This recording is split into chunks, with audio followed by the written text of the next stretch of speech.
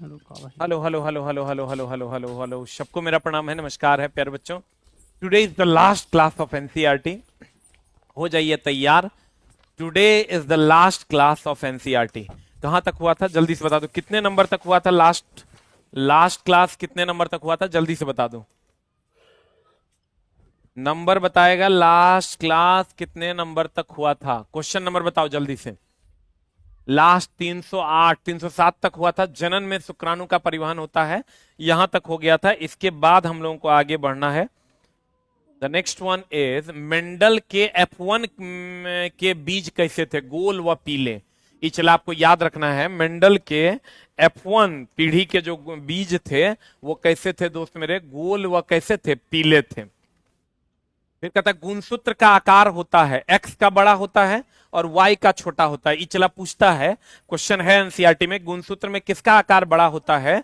तो गुणसूत्र में एक्स का आकार बड़ा होता है और वाई का आकार छोटा होता है। गुणसूत्र में एक्स का आकार बड़ा होता है और वाई का आकार क्या होता है दोस्त मेरे, छोटा होता है। गुणसूत्र में एक्स का आकार बड़ा और वाई का आकार छोटा होता है। आपको भी पता है वाई जो है ये लिंग निर्धारण करता है, सबको पता होगा लिंग निर्धारण करता है। लेकिन ये नहीं पता होगा, एनसीईआरटी में क्वेश्चन है कि एक्स का आकार बड़ा होता है और वाई का आकार क्या होता है, छोटा होता है। किसका आकार बड़ा होता है दोस्त मेरे, एक्स क्रोमोजोम का आकार बड़ा और वाई क्रोमोजोम का आकार छोटा होता है।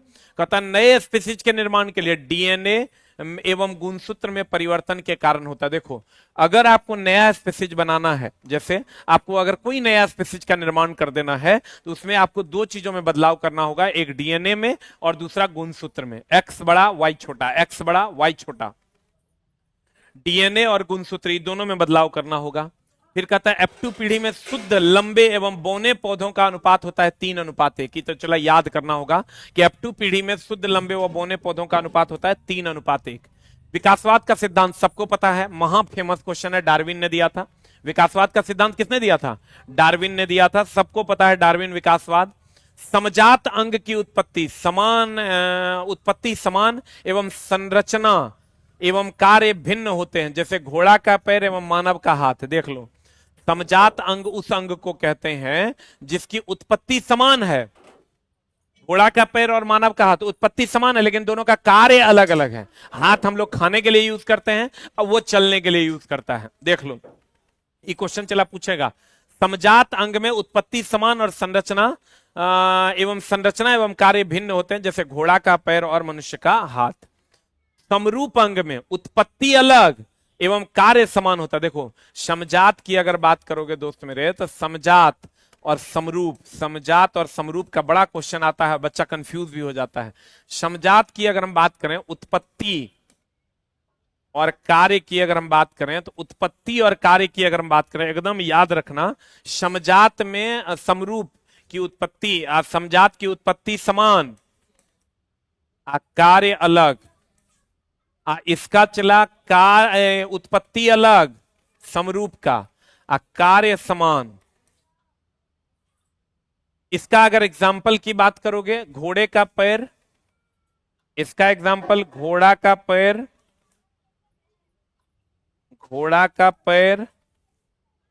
मनुष्य का हाथ। इधर इसके एग्जाम्पल की बात करोगे तो इसका एग्जाम्पल हो जाएगा पक्षी व चमगादड़ का पंख, दिया हुआ भी है, पक्षी व चमगादड़ का पंख, पक्षी व चमगादड़ का क्या पंख। देख लो, समरूप और समजात में क्या है, समजात में उत्पत्ति समान कार्य अलग अलग, और समरूप में उत्पत्ति अलग अलग कार्य समान। Is very very important. Hello hello बोलो, प्रिंस को आके वॉल्यूम थोड़ा बढ़ा देगा और रूम सटा दो।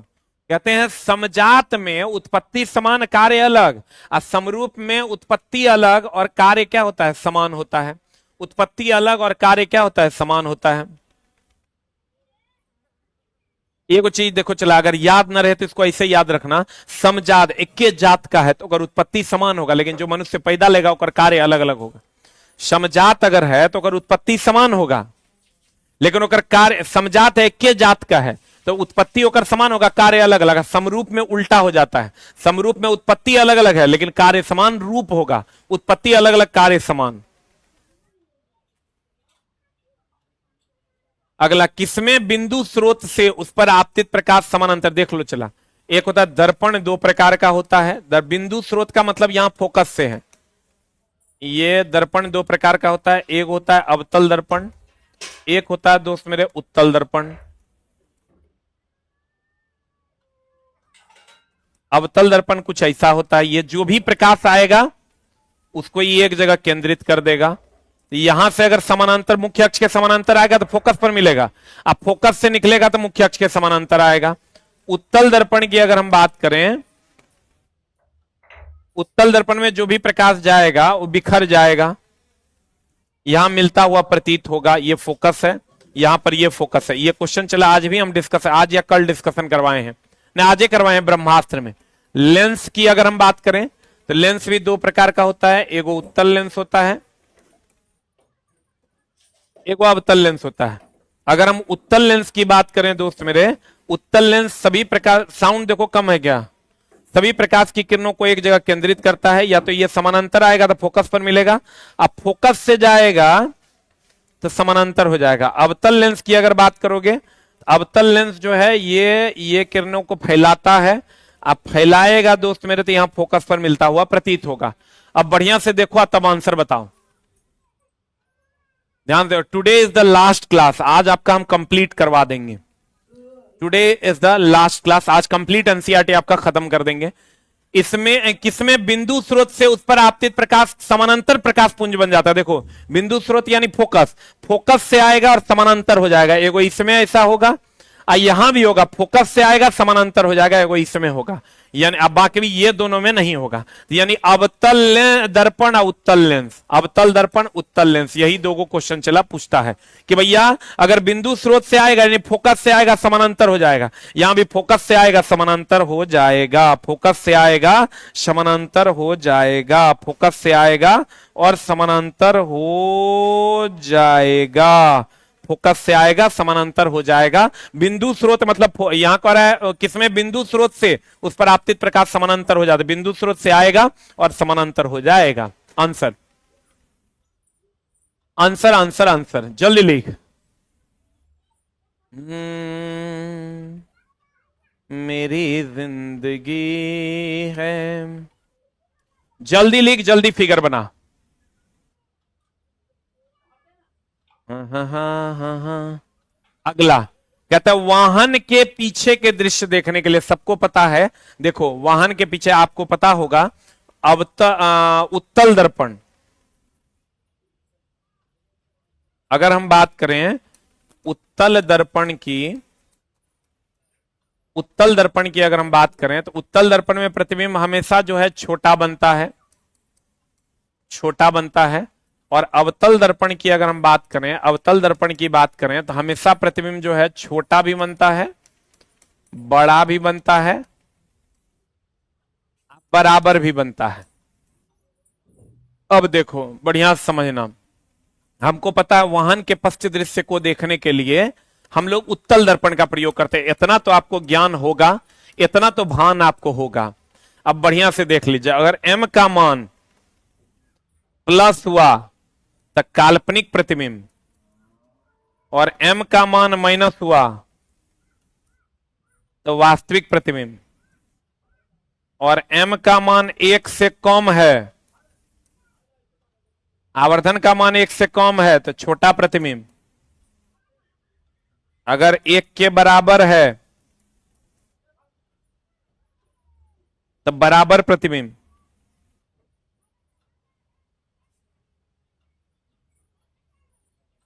अगर 1 से छोटा है तो छोटा प्रतिबिंब।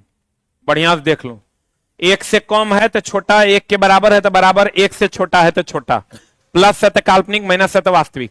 आपको पता है वाहन के पीछे देखने के लिए उत्तल दर्पण, उत्तल दर्पण में छोटा प्रतिबिंब बनता है, छोटा प्रतिबिंब बनता है मतलब 1 से कम हो जाएगा। आंसर देख लो बढ़िया से, एक बार फिर से हम दिखाते हैं कि भैया वाहन के पीछे उत्तल दर्पण, उत्तल दर्पण में बनता है छोटा प्रतिबिंब, छोटा प्रतिबिंब बनेगा तो 1 से कम आवर्धन, आवर्धन कह रहा है कितना, 1 से कम। जल्दी लिख, ये क्वेश्चन चला एकदम समझो, नेक्स्ट लेवल का क्वेश्चन है, नेक्स्ट लेवल का क्वेश्चन है, जल्दी लिख। मेरी जिंदगी है आपको ये ध्यान, एक चीज का और ध्यान रखिएगा चिला जी कि साइड मिरर और रोड लैंप, साइड मिरर और रोड लैंप में उत्तल आ बाद बाकी में अवतल, बाद बाकी में अवतल। जल्दी लिख, बाद बाकी में दोस्त मेरे अवतल। साइड मिरर और रोड लैंप में उत्तल, बाद बाकी में अवतल। साइड मिरर, रोड लैंप में उत्तल, बाद बाकी में अवतल। जल्दी लिख। गेहूं से आटा का पीसना कौन सा परिवर्तन? भाई रासायनिक परिवर्तन है। एक लड़का पूछ रहा है सर गेहूं से आटा का पीसना कौन परिवर्तन है? रासायनिक परिवर्तन है। हो गया। अगला कहते हैं दूरस्थ ऊंचे भवन की पूरी लंबाई का प्रतिबिंब देखा जा सकता है अवतल और समतल दर्पण में। दूरस्थ ऊंचे भवन की पूरी लंबाई अगर देखना है तो अवतल और समतल दर्पण में होगा, उत्तल में नहीं होगा क्योंकि उत्तल में बहुत छोटा प्रतिबिंब दिखाई देता है। इसलिए आंसर हो जाएगा चला अवतल और समतल। कहते हैं किसके द्वारा अनंत पर स्थित किसी बिंब का प्रतिबिंब अधिक छोटा होगा? अवतल दर्पण में भी छोटा होगा, उत्तल दर्पण में भी छोटा होगा, अवतल एवं उत्तल लेंस दोनों लेंस में भी छोटा होगा। लेकिन चला अगर हम बात करें केवल बराबर की अगर बात करोगे तो बराबर केवल समतल में होगा और अवतल दर्पण में होगा, अवतल दर्पण में होगा, उत्तल लेंस में होगा, उत्तल लेंस में होगा। और अगर बड़ा की बात करेगा, छोटा में तो सब आ जाएगा, बड़ा की बात करेगा तो केवल अवतल दर्पण, समतलो नहीं होगा उसमें, अवतल दर्पण उत्तल लेंस होगा, केवल अवतल दर्पण और उत्तल लेंस होगा। बराबर की बात करोगे समतल दर्पण, अवतल दर्पण, उत्तल लेंस। बड़ा की बात करोगे अवतल दर्पण, उत्तल लेंस, अवतल दर्पण, उत्तल लेंस। छोटा में सब आ जाएगा, अवतल दर्पण, उत्तल दर्पण, खाली समतल छोड़ के अवतल लेंस, उत्तल लेंस। समतल केवल बराबर में आएगा, छोटा में चला सब आ जाएगा, अवतल दर्पण, अवतल दर्पण, उत्तल दर्पण, अवतल लेंस, अवतल लेंस, उत्तल लेंस। आंसर खाली समतल नहीं होगा आंसर।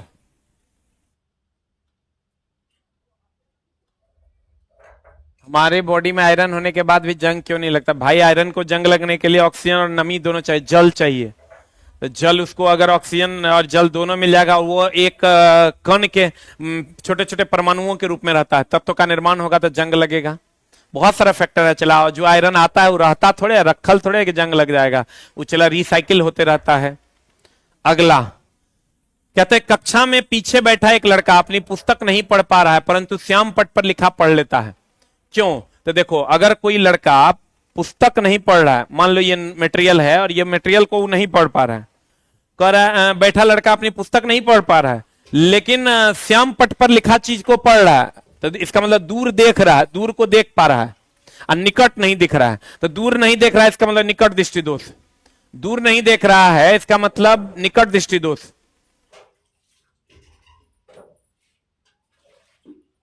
बता आंसर। लड़का का नेत्र का निकट बिंदु उससे दूर चला गया है। देखो अगर ये यहां पढ़ रहा है लेकिन श्याम पट पर बोर्ड पर लिखा हुआ नहीं दिख रहा है, इसका मतलब निकट बिंदु उसका दूर चला गया है, दूर का नहीं दिख रहा है। और इस लड़के को जो दोष है, दोस्त मेरे, ये दूर का नहीं दिख रहा है, इसको निकट दृष्टि दोष है, निकट दृष्टि दोष है, निकट दृष्टि दोष है। इसका निकट का बिंदु दूर चला गया है और इसको उपचार के लिए हम लोगों को अवतल लेंस से बना चश्मा लगाना होगा, अवतल लेंस से बना चश्मा लगाना होगा।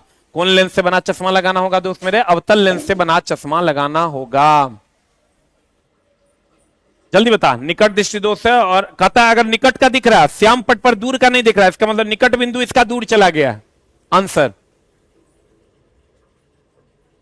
दोपहर के समय सूर्य श्वेत प्रतीत होता है, क्यों? प्रकाश का न्यूनतम प्रकीर्णन होता है। देखो चला, प्रकीर्णन का मतलब होता है क्षय, प्रकीर्णन मतलब होता है क्षय। एक चीज का ध्यान रखिएगा, कोई चीज खास रंग दिखाई देगा ना, खास रंग का दिखता प्रकीर्णन के कारण, खास रंग का दिखता प्रकीर्णन के कारण, और कभी कभी दिखता व्यतिकरण के कारण। ये ध्यान रखिएगा, इतने से आपका काम चल जाएगा। कभी कभी दिखता, कभी कभी दिखता, कभी कभी दिखता किसके कारण? व्यतिकरण। खास रंग का दिखता है प्रकीर्णन के कारण, कभी कभी दिखता है व्यतिकरण के कारण। तो कह रहा है दोपहर के समय सूर्य श्वेत दिखता है, तो प्रकीर्णन के कारण, न्यूनतम प्रकीर्णन के कारण। एक चीज का और ध्यान रखिएगा, सूर्य के केस में सूर्य अगर देगा बड़ा दिखता है सूर्य सुबह और शाम के समय, तो ये अपवर्तन के कारण।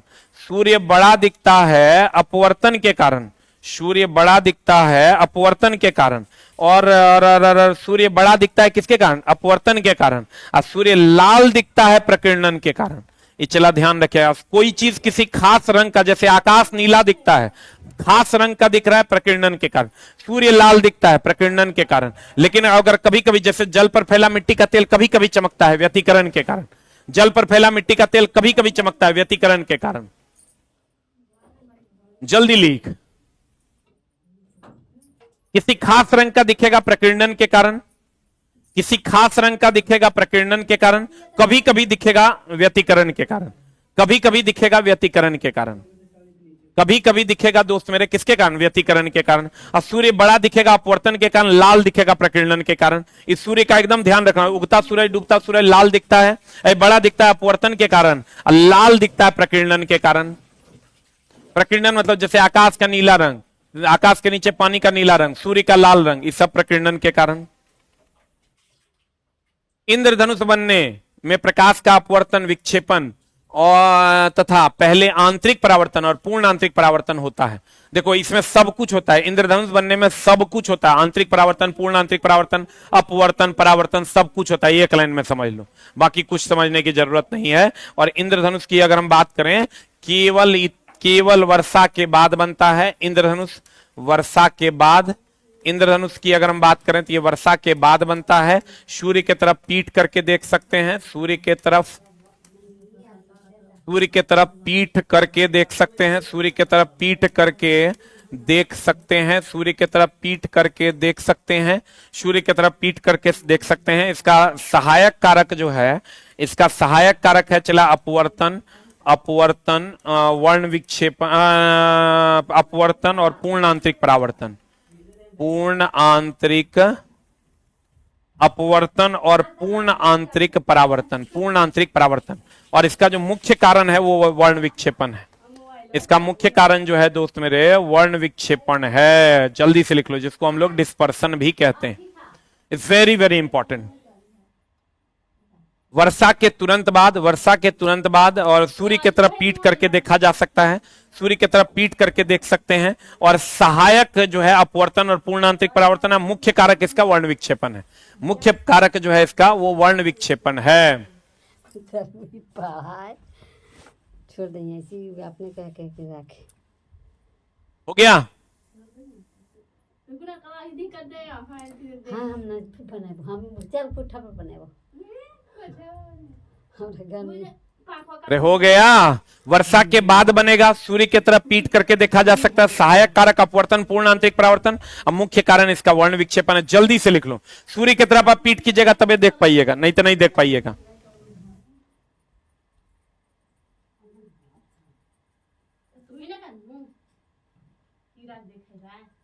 319 में हम उल्टा बता दिए। क्या है भाई 319?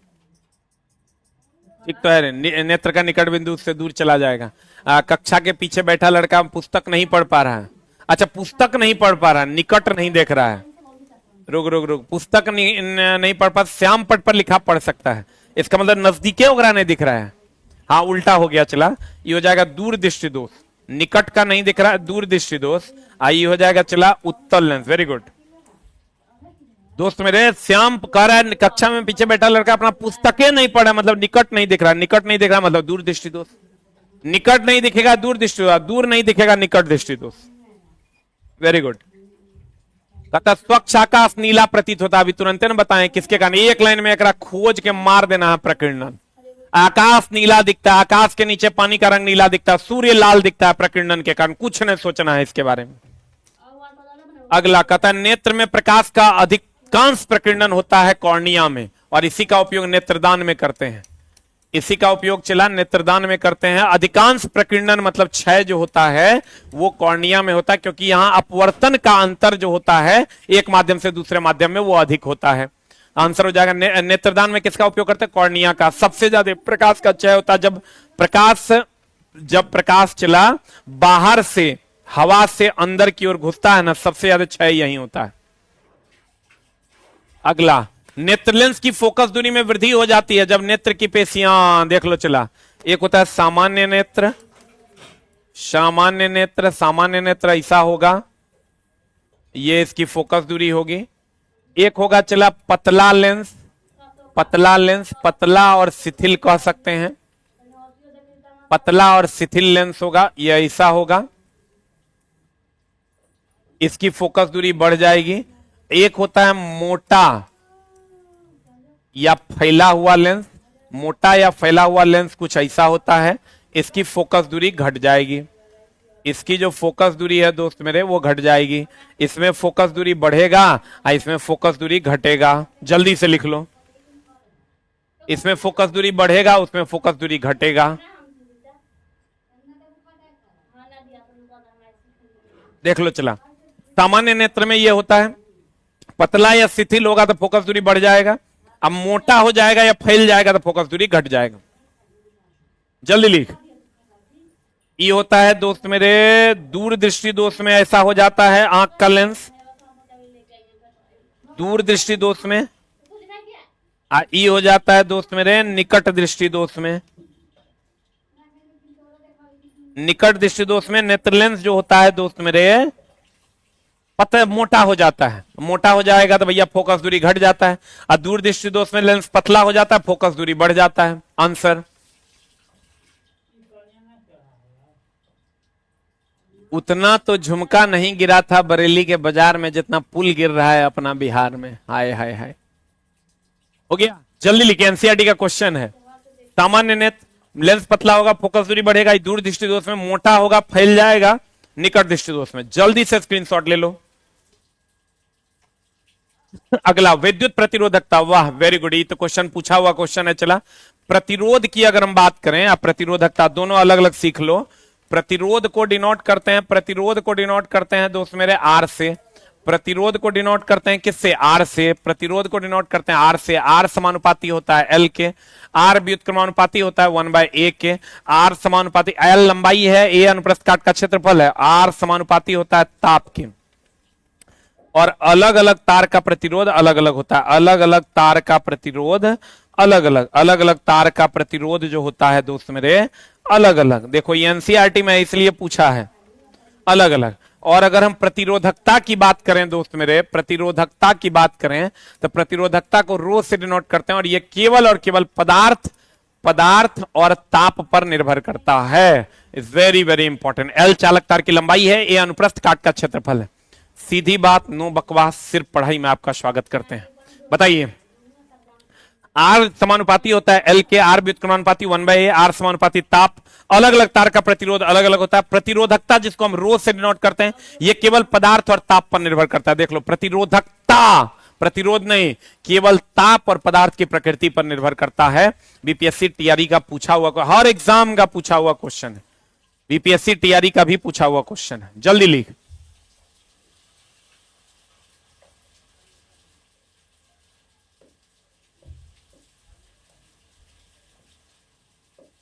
हो गया? अरे हो गया, जल्दी लिख। प्रतिरोधकता केवल पदार्थ और ताप पर निर्भर करता है। कहता है विद्युत शक्ति का मात्रक को व्यक्त किया जाता है, सबको पता है। देखो, विद्युत शक्ति P बराबर होता है VI, P बराबर होता है V²/R, P बराबर होता है I²R।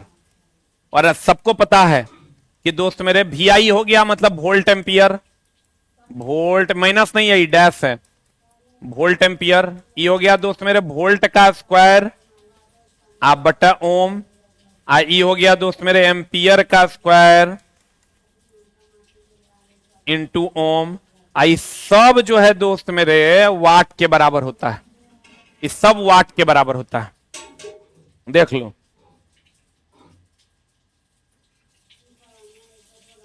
जल्दी देख। ये वोल्ट एम्पियर, वोल्ट स्क्वायर बटा ओम, एम्पियर स्क्वायर इंटू ओम, ये सब बराबर होता है वाट के। ये सब बराबर होता है किसके? वाट के। सब इंग्लिश में लिखो है भाई। Today is the last class of NCERT. जल्दी लिख। हो गया? अरे हो गया।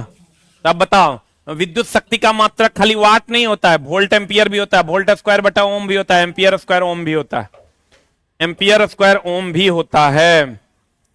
अगला, एसी टू डीसी में बदलना है तो विभक्त बलाय। देखो विभक्त बलाय को ही हम कम्यूटेटर कहते हैं।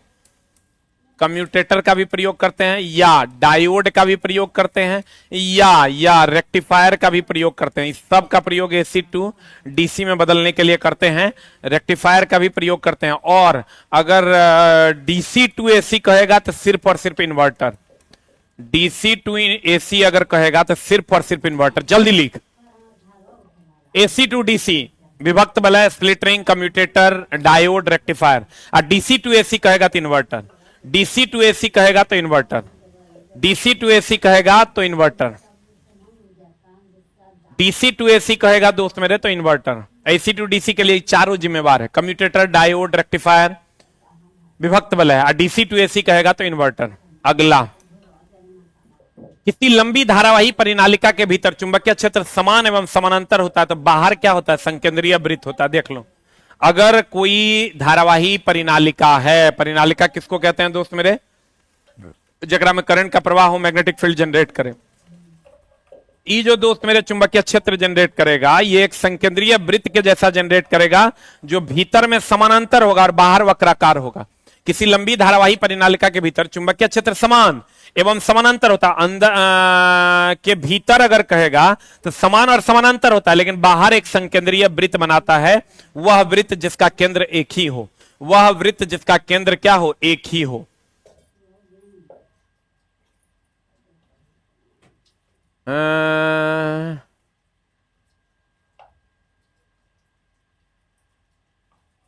आंसर हो गया?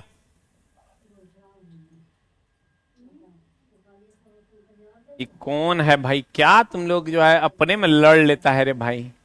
कैसे इतना टाइम मिल जाता है जीवन के अलावे? हम लोग को चला 1 मिनट का, हम तो कहते हैं लड़ता वही है जो महा बेरोजगार है। लड़ता वही है चला जो महा बेरोजगार है। अगला, कहते हैं अनवनीकरणीय ऊर्जा। देखो हम बोले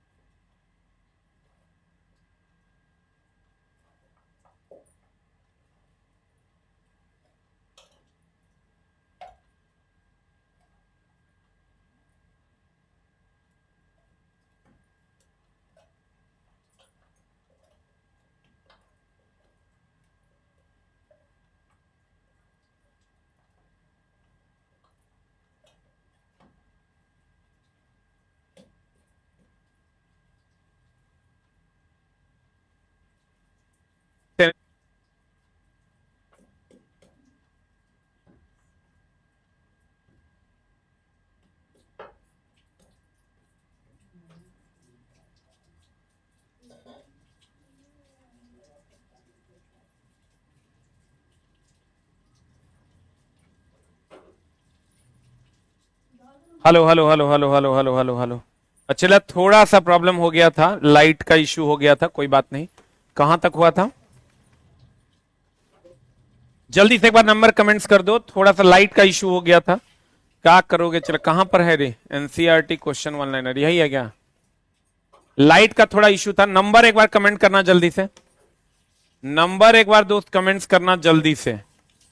नंबर बताओ जल्दी से कितना है, नंबर बताओ। अनवनीकरणीय और नवनीकरणीय देख लो। चला, अनवनीकरणीय एक बार नंबर कमेंट्स कर दो, थोड़ा सा गड़बड़ी हो गया था। अनवनीकरणीय उसे कहते हैं दोस्त मेरे, अनवनीकरणीय उसे कहते हैं जो नया ना हो, जो नया ना हो, नया ना हो अर्थात पुराना हो, अर्थात पुराना हो, नया ना हो पुराना हो। एक एग्जाम्पल है कोयला, एक एग्जाम्पल है कोयला, पेट्रोल, पेट्रोल डीजल जो नष्ट हो जाएगा। जीवाश्म ईंधन, जीवाश्म ईंधन देख लो। अनवनीकरणीय नया ना हो पुराना हो, नया ना हो पुराना हो, जैसे कोयला, पेट्रोल, डीजल, जीवाश्म ईंधन। और ये अनवनीकरणीय ऊर्जा स्रोत पुराना है जो नष्ट होने वाला है, जो नष्ट होने वाला है, और जो नष्ट होने वाला है। नवनीकरणीय ऊर्जा स्रोत वो है दोस्त मेरे, नवनीकरणीय ऊर्जा स्रोत है जो कभी ना नष्ट होने वाला हो। नवनीकरणीय ऊर्जा स्रोत वो है जो कभी ना नष्ट होने वाला हो। जल्दी से देखो, नया ना हो पुराना हो, कोयला, पेट्रोल, डीजल, जीवाश्म ईंधन। अनवनीकरणीय, नवनीकरणीय वो है जो नष्ट होने वाला है, नहीं है नष्ट होने वाला। ये जो है अनवनीकरणीय जो पुराना है ये नष्ट होने वाला है। अगला कहते हैं तापीय विद्युत संयंत्र में ईंधन है। तापीय विद्युत संयंत्र की अगर हम बात करें चला, तो जैसे एनटीपीसी तुम कहते हो ना, नेशनल थर्मल पावर कॉर्पोरेशन, तो इसमें हम लोग कोयला यूज करते हैं। कोयला क्या है? जीवाश्म ईंधन है। कोयला क्या है दोस्त मेरे? जीवाश्म ईंधन है। देख लो जल्दी से। कहते हैं तापीय विद्युत संयंत्र में, तापीय विद्युत संयंत्र थर्मल पावर प्लांट 65% बिजली हम लोग इसी से लगभग पैदा करते हैं। 65% बिजली हम लोग इसी से पैदा करते हैं। देख लो, तापीय विद्युत संयंत्र जो एनटीपीसी कहते हैं ना, वो कोयला से चलता है। कोयला से चलता है तो वो क्या है? जीवाश्म ईंधन है। कोयला क्या है दोस्त मेरे? जीवाश्म ईंधन। तापीय विद्युत संयंत्र का ईंधन है जीवाश्म ईंधन। ऊर्जा का अंतिम स्रोत है अंतिम स्रोत न, ऊर्जा का अगर कह देगा, ऊर्जा का अगर कह देगा सूर्य के बारे में, तो इसको तुम अंतिम स्रोत कहो, अंतिम स्रोत कहो, अक्षय स्रोत कहो जो कभी क्षय ना होगा, अक्षय स्रोत कहो, प्रदूषण रहित स्रोत कहो, प्रदूषण रहित स्रोत कहो, प्रदूषण रहित स्रोत कहो, प्रदूषण रहित स्रोत कहो, या प्रत्यक्ष ऊर्जा स्रोत कहो, एक के बात है। प्रत्यक्ष ऊर्जा स्रोत कहो, एक के बात है। जल्दी से लिख, प्रत्यक्ष ऊर्जा स्रोत कहो, एक के बात है। देख लो, कहते हैं सूर्य का अंतिम स्रोत जो है वो प्रकाश का, वो सूर्य है। अक्षय स्रोत जो कभी ना क्षय हो, सूर्य है। प्रदूषण रहित स्रोत सूर्य है। प्रत्यक्ष ऊर्जा का स्रोत भी सूर्य है। प्रत्यक्ष ऊर्जा का स्रोत भी क्या है दोस्त मेरे? सूर्य है। प्रत्यक्ष ऊर्जा का स्रोत भी क्या है? सूर्य है। जल्दी से लिख, प्रत्यक्ष ऊर्जा का स्रोत भी क्या है दोस्त मेरे? सूर्य है। I am from West Bengal, I am daily watching your video, thank you. प्रत्यक्ष ऊर्जा का स्रोत, अंतिम ऊर्जा का स्रोत, प्रदूषण रहित ऊर्जा का स्रोत, अक्षय ऊर्जा का स्रोत, ये सब सूर्य है। जल्दी से लिख। सूर्य में क्या होता है दोस्त मेरे? सूर्य में नाभिकीय संलयन होता है, सबको पता है, एकदम महाभिव्याय नाभिकीय संलयन होता है। सूर्य की अगर बात करोगे तो ये नाभिकीय संलयन होता है, और नाभिकीय संलयन होता है, सूर्य में नाभिकीय संलयन होता है। और हाइड्रोजन जो है, हाइड्रोजन जो है वो हीलियम में बदल लेता है। तो इसका ईंधन जो है हाइड्रोजन है, इसका उत्पाद हीलियम है। ईंधन हाइड्रोजन है, उत्पाद इसका हीलियम है। जल्दी लिख। सूर्य के प्रकाश का 1% ऊर्जा जो है प्रकाश संश्लेषण में प्रयोग किया जाता है, मात्र 1%। अगला कहते हैं महासागरीय तापीय ऊर्जा का कारण, महासागर के तापीय ऊर्जा का कारण महासागर में भिन्न भिन्न स्तर पर ताप का अंतर लगभग 20 डिग्री सी के अप्रॉक्स होता है। महासागर में जो तापीय ऊर्जा है उसका कारण यह है कि उसके अलग अलग स्तर में ताप का अंतर होता है। लगभग कितना डिग्री सी का? 20 डिग्री सी का अलग अलग स्तर में। कहेगा महासागरीय तापीय ऊर्जा का कारण क्या है? कहेंगे महासागर के भिन्न भिन्न स्तर में तापों का क्या अंतर। अगला, सौर कुकर में कौन सा भाग पौधा घर प्रभाव के लिए उत्तरदायी है? कांच की सीट। इचला क्वेश्चन है, सौर कुकर का कौन सा भाग ग्रीन हाउस प्रभाव के लिए उत्तरदायी है? कांच का सीट। अच्छा बताओ, एक क्वेश्चन और आता है तुम्हारा कि ग्रीन हाउस गैस, मुख्य ग्रीन हाउस गैस क्या है? मुख्य ग्रीन हाउस गैस कौन है? मुख्य ग्रीन हाउस गैस कौन है? मुख्य ग्रीन हाउस गैस कौन है? मुख्य ग्रीन हाउस गैस है CO2। मुख्य ग्रीन हाउस गैस कौन है? CO2। और CO2 के कारण ही, CO2 के कारण ही चला ग्लोबल वार्मिंग भी होता है। CO2 के कारण ही क्या है? ग्लोबल वार्मिंग होता है। मुख्य ग्रीन हाउस गैस यही है। अगला, पवन चक्की में उत्पन्न ऊर्जा निर्भर करती है पवन की गति पर। पवन की गति जितना तेज होगा, डायनेमो उतना तेज घूमेगा, विद्युत ऊर्जा उतना ज्यादा मिलेगा। पवन चक्की की जो ऊर्जा है, चला बताओ तो, पवन चक्की की जो ऊर्जा है, एक ऑप्शन है नवनीकरणीय। नवनीकरणीय ऊर्जा का स्रोत है कि अनवनीकरणीय ऊर्जा का स्रोत है? बताओ जल्दी से आंसर। अनवनीकरणीय ऊर्जा का स्रोत है, क्या होगा आंसर? जल्दी बता। नवनीकरणीय के अनवनीकरणीय? पवन ऊर्जा नवनीकरणीय ऊर्जा का स्रोत है कि अनवनीकरणीय ऊर्जा का स्रोत है? जल्दी बताओ, व्हाट इज आंसर। पवन ऊर्जा नवनीकरणीय ऊर्जा का स्रोत है कि अनवनीकरणीय ऊर्जा का स्रोत है? जल्दी बताओ, व्हाट इज आंसर। ना ना ना ना ना ना ना ना ना ना ना ना ना ना। पवन ऊर्जा नवनीकरणीय के अनवनीकरणीय? जल्दी बता। पवन ऊर्जा चला कभी ना नष्ट होने वाला है, नवनीकरणीय ऊर्जा स्रोत। ई नष्ट ना हो, नष्ट ना हो, ई नवनीकरणीय। नष्ट हो, नष्ट हो, ये हो जाएगा अनवनीकरणीय। नष्ट हो, ये हो जाएगा अनवनीकरणीय। अगला, तालाब, झील, नदी, वन, समुद्र प्रकृति परितंत्र एवं खेत बगीचा आदि उदाहरण है कृत्रिम परितंत्र के। देख लो, तालाब जो है ये कृत्रिम परितंत्र है, झील कृत्रिम परितंत्र है, तालाब, झील, नदी, वन, समुद्र प्राकृतिक परितंत्र एवं खेत बगीचा आदि कृत्रिम परितंत्र। देख लो, तालाब, झील, नदी, वन और समुद्र यह है प्राकृतिक परितंत्र। बढ़िया से देख लो। चला, कहते हैं हम लोग तालाब है, वन है, तालाब, वन, झील, नदी, वन, समुद्र ये सब है प्राकृतिक परितंत्र, और खेत और बगीचा ये है कृत्रिम परितंत्र जो हम लोग बनाते हैं। बगीचा भी हम लोग बनाते हैं। तालाब, झील, नदी, वन, समुद्र ये सब चला प्राकृतिक परितंत्र है।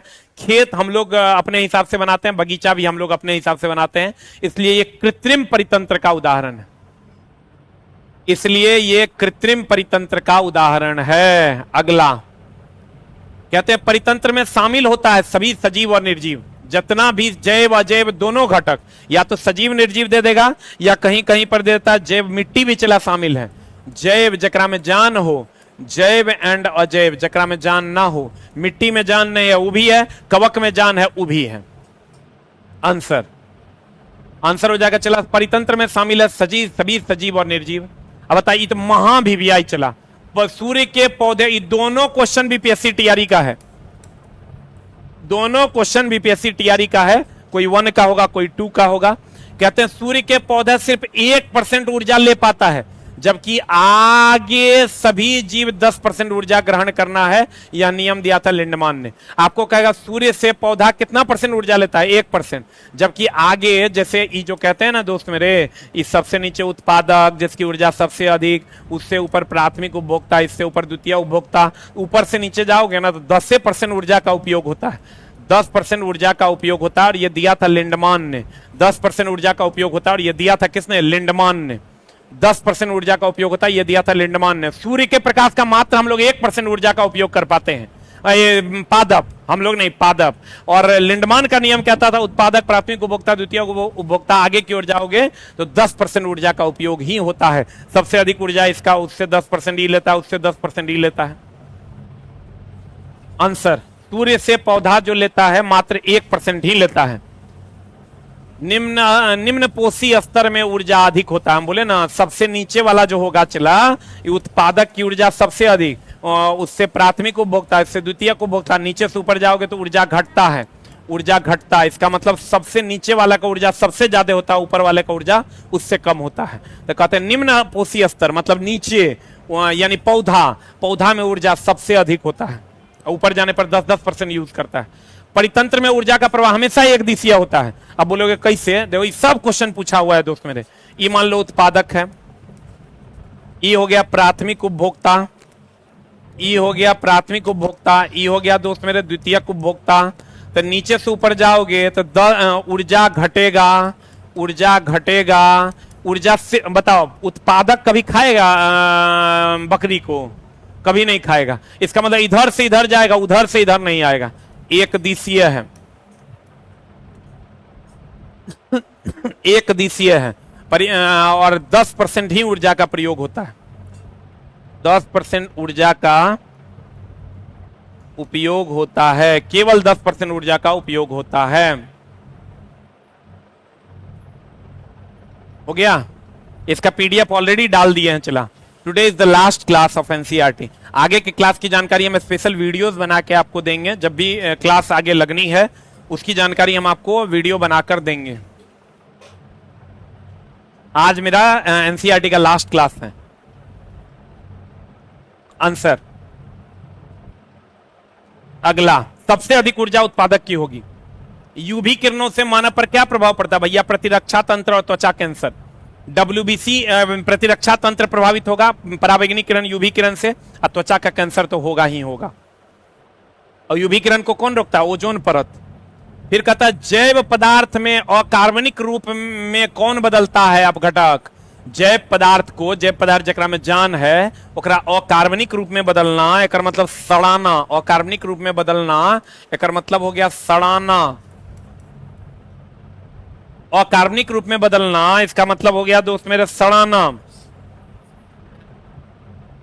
सड़ाने का काम अपघटक कहता है। अपघटक को ही हम लोग अपमार्जक कहते हैं, अपघटक को अपमार्जक कहते हैं। और ये काम कौन करता है? जीवाणु। ये काम करता है दोस्त मेरे जीवाणु और कवक। इसी को पृथ्वी का अपमार्जक भी कहते हैं, अपघटक भी कहते हैं।